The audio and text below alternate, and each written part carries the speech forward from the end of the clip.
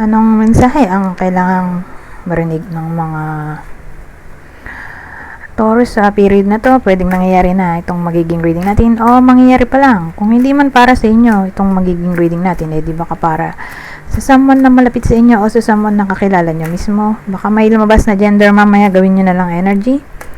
Masculine at feminine energy, pwede rin naman na wag nyo nang pansinin ang gender. Di ko masasabi kung anong magiging reading, kung positive ba o negative, depende sa kung anong mapipick up kong energy. Walang masama kung papanoorin ang sun, moon at rising sign, kasi baka alin man sa mga yan ay mag-resonate na sa sitwasyon nyo. So may bago pala akong tarot deck.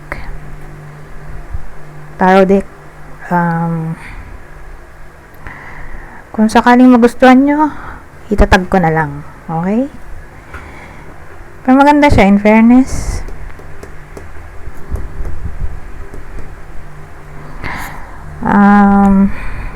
Three of Swords, Knight of Pentacles, Queen of Swords. Ano tong Three of Swords?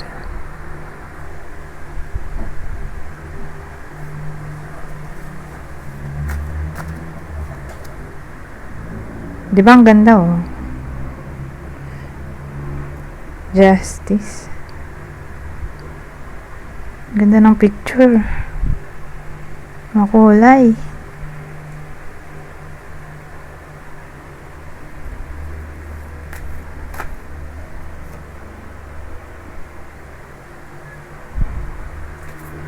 Pero ang weird ng mga tao sa picture, oh, mukhang zombie ito. Ito naman mukhang devil. Ito pinatay niya yung bato duwende. Ang weird lang. Pero maganda, no? Ito yung picture. Anyways, ano yung Three of Swords? Justice. Tapos Knight of Swords. Ito naman King of Pentacles. Ay, Knight pala to.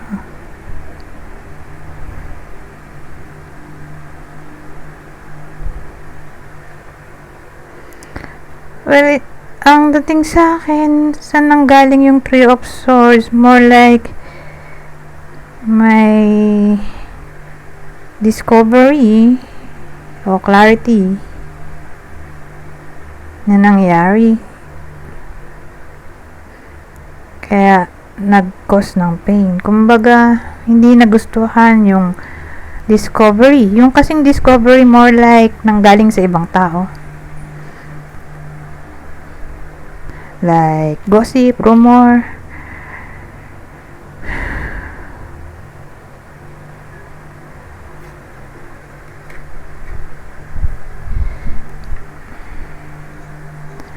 Ayan yung Knight of Pentacles.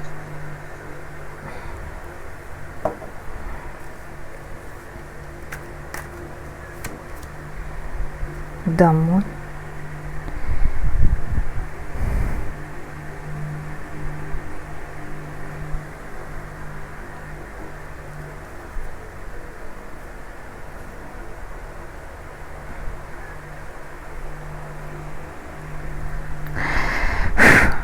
So, wala pa rin akong makuha ang idea. Ano ba to? Love reading, career, family, friendship.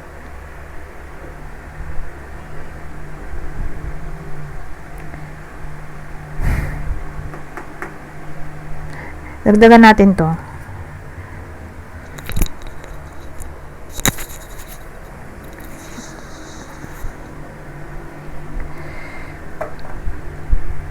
Pero may tao pala tayo dito, Queen of Swords.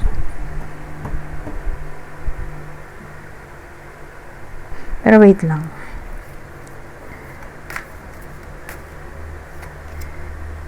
Ten of Cups.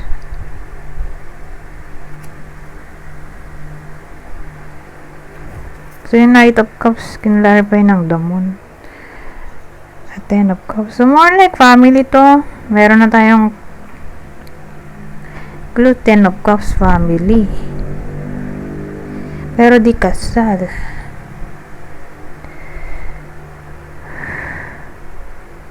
Na para bang may someone na nag-ask about patience regarding sa topic ng yun nga, gossip, rumors. Kasi nandito rin yung damon na pwedeng magpagulo ng isip. Napasok kasi dyan yung psychosis, anxiety, depression, confusion, illusion. So again, may someone na nag-ask ng patience.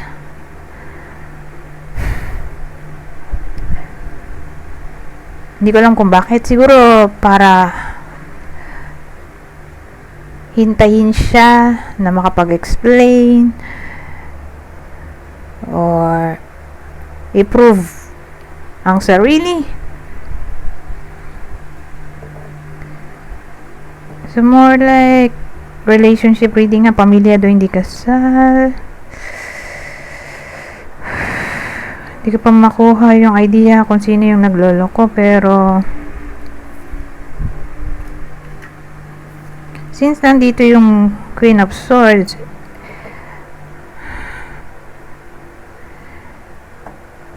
tingin ko ito yung energy ng babae, at ang energy ng babae ay umawala sa drama.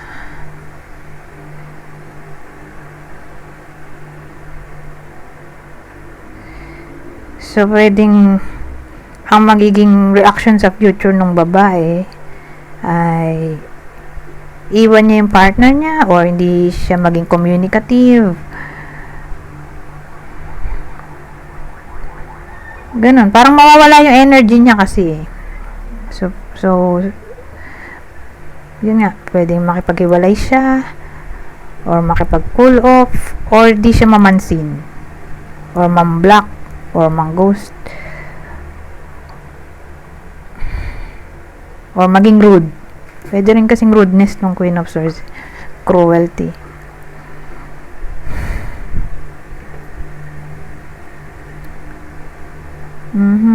So yun yung pwedeng maging reaction ng babae. So probably yung babae yung naka-receive ng rumor, gossip regarding siguro cheating. Ngayon, cheating kasi damon yung lalaki nag-ask ng patience siguro dahil para ma-improve ang sarili or para makapag-explain. Hintayin na maging ready siya mag-explain. Basta ganyan ang dating. Ngayon, ang reaction ng babae ay i-cut yung lalaki, yung partner niya sa buhay niya, or di niya pansinin, or awayin niya. Case to case basis kasi Queen of Swords ito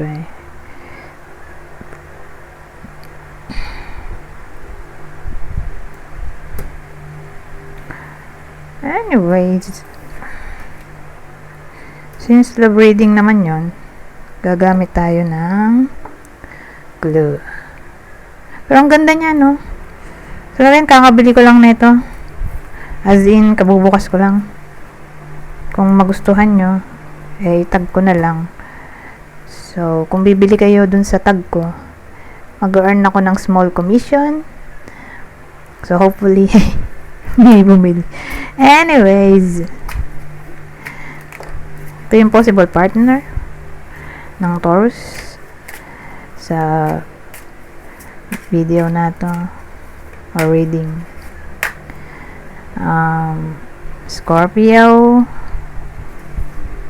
ano to, the Sun, Leo, Gemini. So ito yung possible partner ng Taurus sa reading na to. Ulitin ko, Scorpio, Leo, Gemini. Ngayon, kung hindi man para sa inyo yung reading, di baka para sa someone na malapit sa inyo, kakilala o idol, ito ang possible zodiac sign niya. Ano ba ito? High Priestess, di Cancer. Ito, Knight of Wands, Sagittarius. Ito, Mars, Tower. Scorpio, Aries.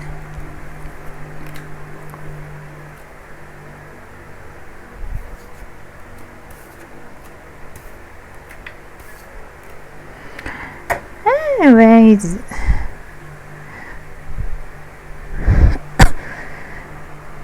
ito, meron pa pala yung description natin, no?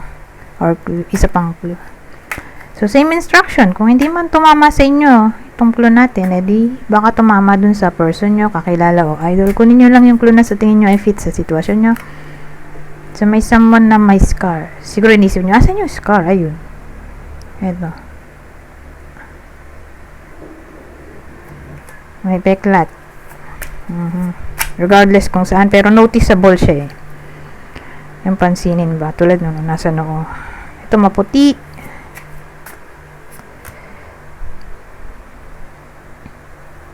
Ito naman red attire. So, may someone na mahilig sa red na damit or baka uniform yan. All red or almost all red. Ito, medium hair. So, pag ganyang medium hair, ayan, tulad yan, nasa balikat or wala pang balikat. Yung haba ng buhok. So, ulitin ko, kunin nyo lang yung clue na sa tingin nyo ay fit sa sitwasyon nyo o sa kakilala nyo. So, dito naman tayo sa susunod.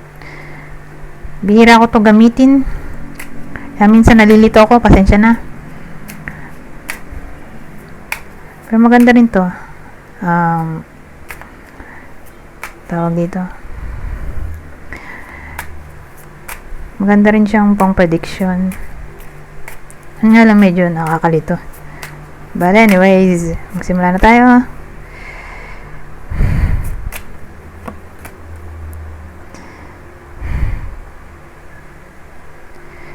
So sabi dito, Zasan at Amor. Magiging masayang iba sa inyo. So, kung single, either may in love sila or may someone na may in love sa iba sa inyo. Ngayon, kung in a relationship, edi asahan natin ng love is in the air. Ngayon, kung may social media, sabihin natin influencer, edi ano siya dito, acquire ng fans, followers, subscribers, bigyan siya ng attraction mula sa ibang tao. Ganyan na nung dating. So again, influencer, celebrity, basta nasa internet ba. Eto.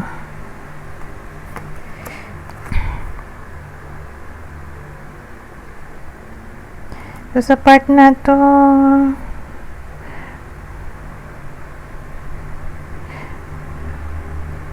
gagana lang to pag may negative. Eh, walang negative. Positive naman to. Dito, tingnan natin. Wala naman. So, sa part na to, yung lalaki ang tatamaan ng reading na to. Lalaking Taurus.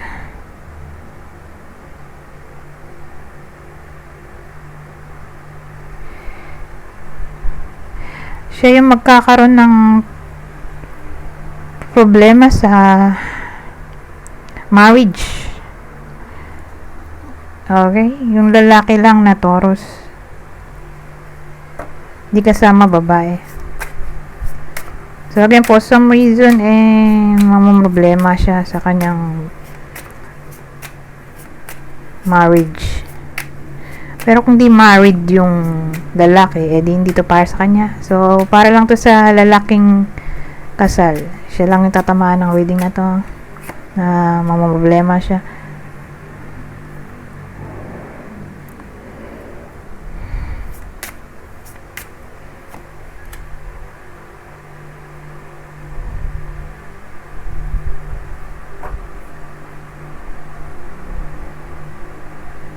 Ito,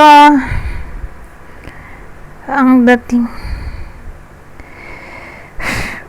whether nangyayari na to o mangyayari pa lang, pero magkakaroon kasi ng bad news dito pero don't worry kasi nauna to bago to.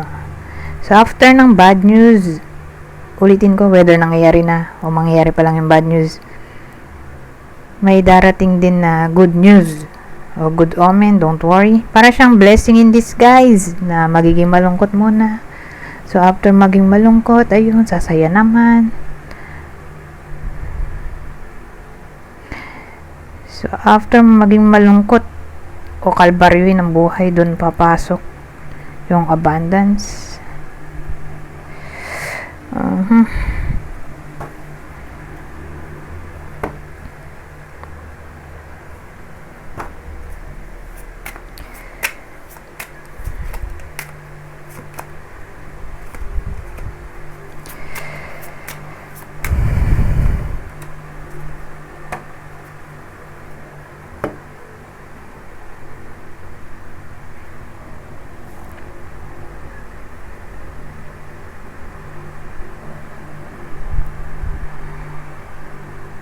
Ano to?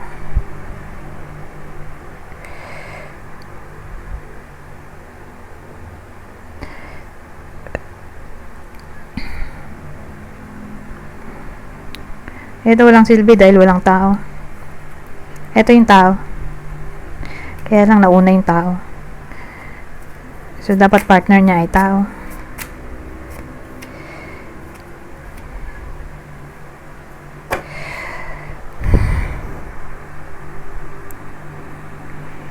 Well, dito sa case na to,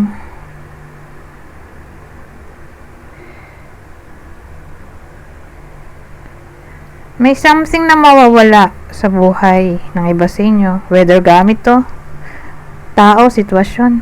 Pero mukhang permanente na. Oh my God. Pero, ang maganda, para siyang tawag dito, nakabuti sa iba sa inyo na nawala yon, yung mawawala. So again, tao, bagay, sitwasyon, kasi more like toxic yun so mahirap sa umpisa, pero pag nilet go, dun papasok tong joy. The heart signifies great joy when near. So, ganun ang dating sa akin. So, papasok dyan yung toxic ex or friend, karmic connection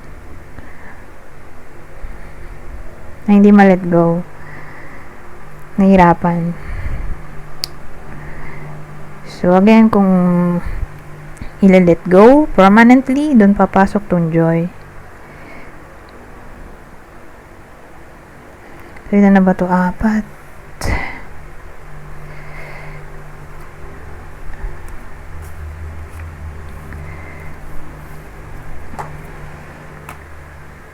Dito naman tayo sa susunod na deck.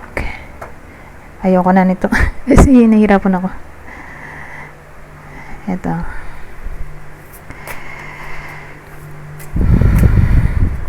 Sayang kasi kung di ko gagamitin. Binili ko pa. Tapos hindi ko naman gagamitin.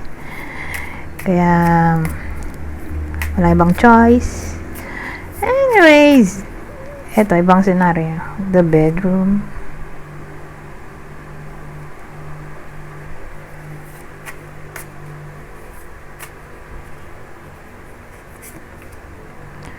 Mountain.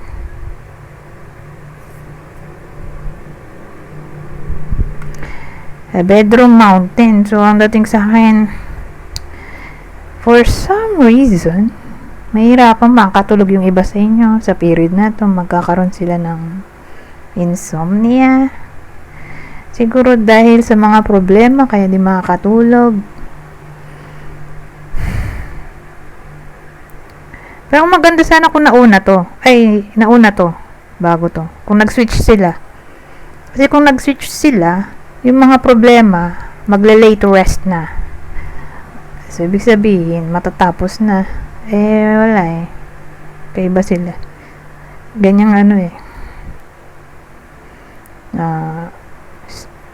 arrangement. So, ang dating sa akin, hindi nga makakatulog. Dahil sa mga problemang iisipin.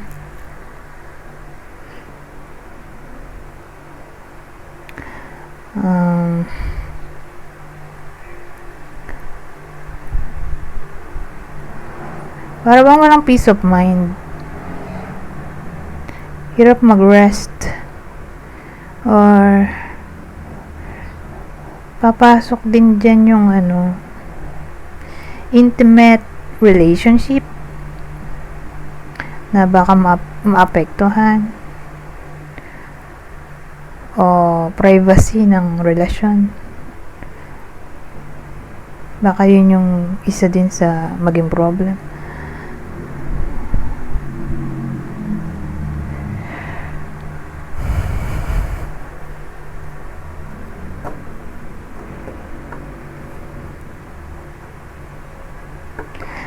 Anyways, eto last spread na to bago tayo tumuloy sa last deck. Ito may dog. Naku, nauna pa yung dog sa mice. Ano kasi to kung ganyan yung sitwasyon, nauna yung dog bago mice. Asahan natin na may fake friend ang iba sa inyo sa period na to, or mabebetray ang trust ng iba sa inyo ng friend. Parang madi-disappoint kayo sa friend. Loyalty and friendship. O baka nakawa ng iba sa inyo ng friend mismo nila. Oh my God. Sabagay nangyayari nga sa totoong buhay yan. Sino pa yung best friend mo? Yung pa yung nagkukos ng harm.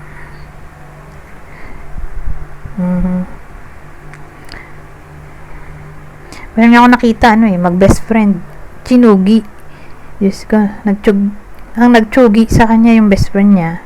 Kaloka. Pero dito naman sa case na ito, wala namang tsugian. Kaya lang kasi nandito yung mice. So, yung mice nakalagay naman, robbery, loss, stress, small-minded thinking, embrace minor risks. Kasi yung mice, pest yan, di ba? Kaya isa sa meaning niya ay pest. So, pepestehin ng iba sa inyo, ng friend, o mapepeste ang friendship.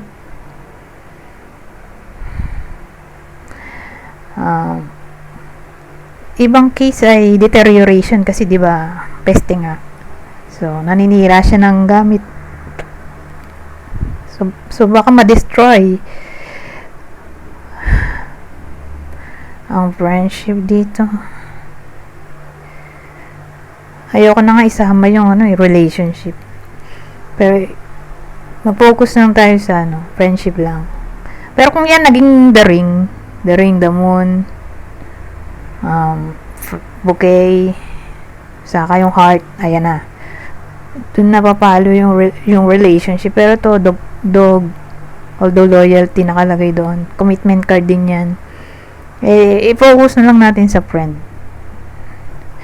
So may stress yung iba sa inyo dahil sa friend, o may irritate, ma-annoy,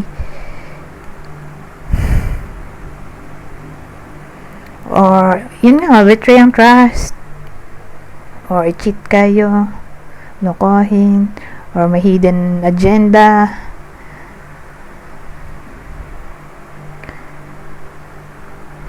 or hidden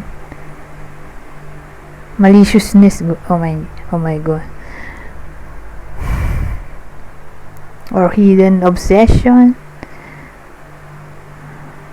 or bubungangaan kayo ng friend. Sa inyong pwedeng nangyari dito. So again, baka nakawan kayo, or mawalan ng friend dahil loss, or ma-stress kayo dahil sa friend. Sabi nga dito, friends are on your side, become a good person. Kaya lang kasi katabi niya to, nauna to, bago to, edi sabihin mangyayari pa lang tong negativity. Pero kung nauna to, edi nangyayari na yung negativity. Maaayos pa. Ganun ang dating. Kaya lang kasi nauna nga to. Nauna yung positive bago negative. Edi mangyayari pa lang yung negativity.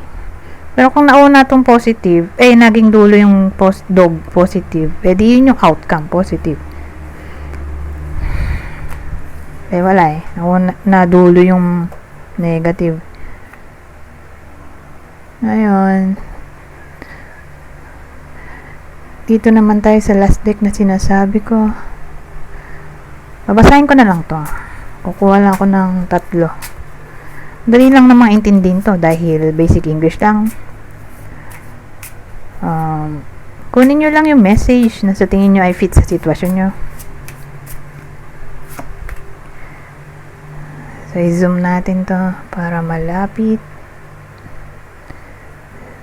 So, sabi dyan, express your love. It is important to let people know that you love them. You have nothing to lose.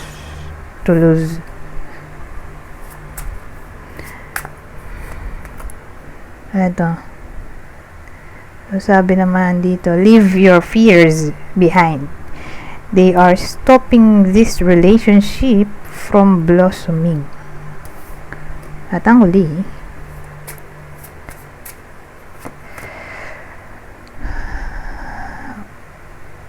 so sabi naman dito, let go of the need to control. Allow this situation to unfold naturally.